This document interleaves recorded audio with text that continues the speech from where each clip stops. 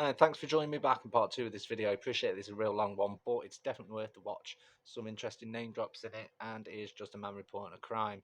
It's not to encourage, to make judgment, or to make a decision for you on whether you get a vaccine or not. If you want to get a vaccine, that's up to you. You make your own informed decisions. But like I say, all the information is available out there. It's public information. It's not shown on the mainstream media. There's no reason why this video should get taken down, but it probably will. So without further ado, I'll leave the rest for you to listen to. Enjoy. If you like it, share it, subscribe. Make sure you definitely download it though, because it probably will get deleted. Thank you very much and good night. Catching the virus, it merely reduces symptoms in the individual. I therefore ask, what is the vaccine for? It would appear it is merely a treatment. If this is the case, we already have ivermectin, which is now proven almost 100% effective, hydroxychloroquine, almost 100% effective, and vitamin D that significantly reduce and cure within 48 hours the symptoms of coronavirus. So why does the whole population need to have a rushed and now proven dangerous vaccine that doesn't work?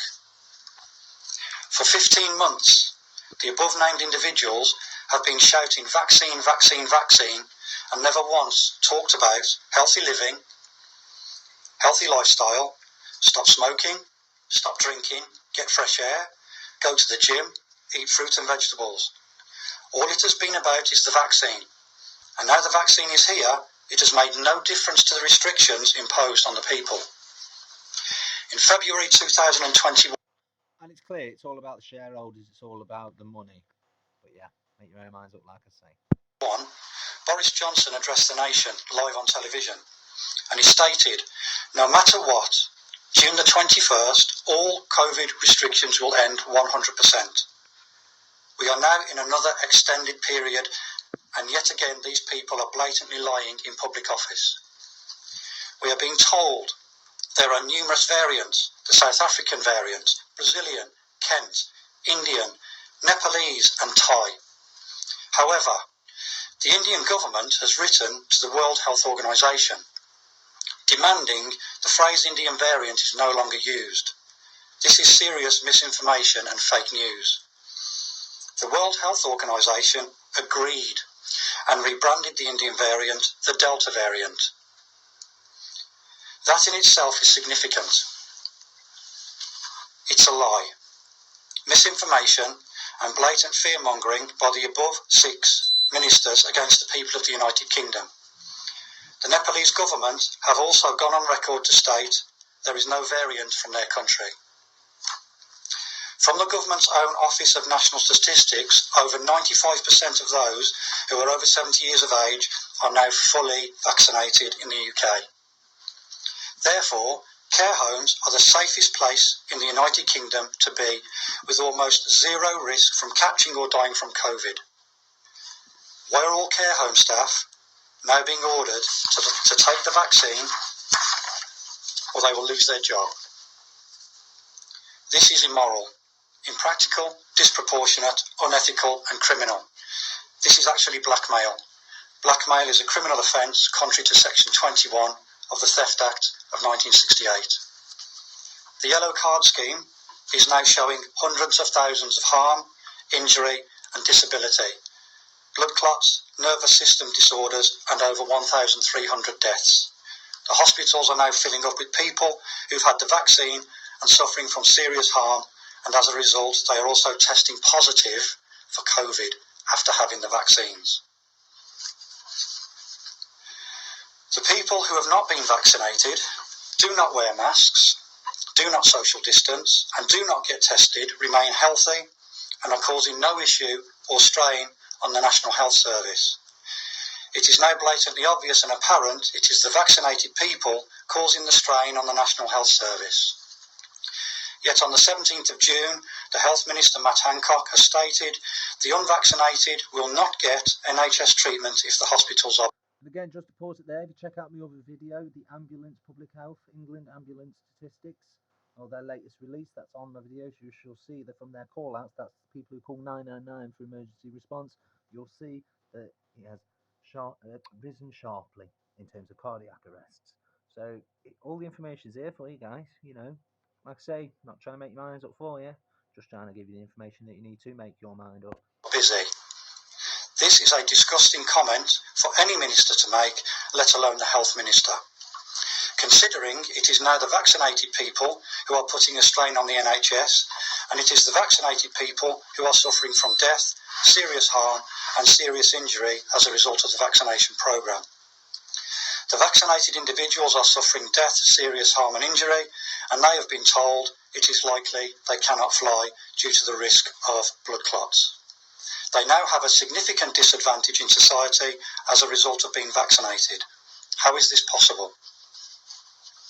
Under 16s do not catch, do not spread, and do not die or get ill from coronavirus. This is fact. The Office of National Statistics and the government's own head of medicine, Dr. Jenny Harries, has stated children are more at risk of dying from the flu or a car accident on their way to school than they are of COVID. So why are they giving the under 16s a vaccine? A vaccine that does not protect them or stop transmission to others. It only reduces symptoms that they don't get. This is nonsensical. It is now proven it is only given to reduce the symptoms, so if children don't have symptoms, what is the point of the vaccine?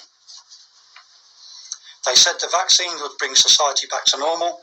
On the contrary, the vaccines are causing chaos, death, harm and injury, and putting a strain on the NHS we have all been told to protect. It is blatantly and abundantly clear this is not about health. This is not about protecting the NHS. This has always been about administering the vaccine. We now know this is a gene therapy disguised as a vaccine, and the above 6 people have lied, been disingenuous, and they know what is going on and why. They are therefore guilty of misconduct in public office and misfeasance in public office.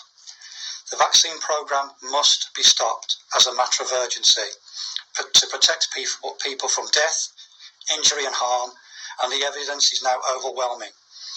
It is incumbent upon you, the police, to make sure this happens now, today, before any more people die, suffer serious harm and injury, and to protect the people of this country and to protect the NHS. No individual or organisation are above the law. The police have a duty to investigate these serious allegations, arrest those responsible and put them before the court with the advice from the Crown Prosecution Service and the Director of Public Prosecution. This is something that must happen now, today, and cannot and must not wait. The police are independent of the government and represent the people. This is your duty of office, fully supported by the oath that you swore. This is the letter from the Indian government to the World Health Organization to prove and to show there's no such thing as the Indian variant. They've made that public. I'll leave you a copy of that as well. Yes. Okay.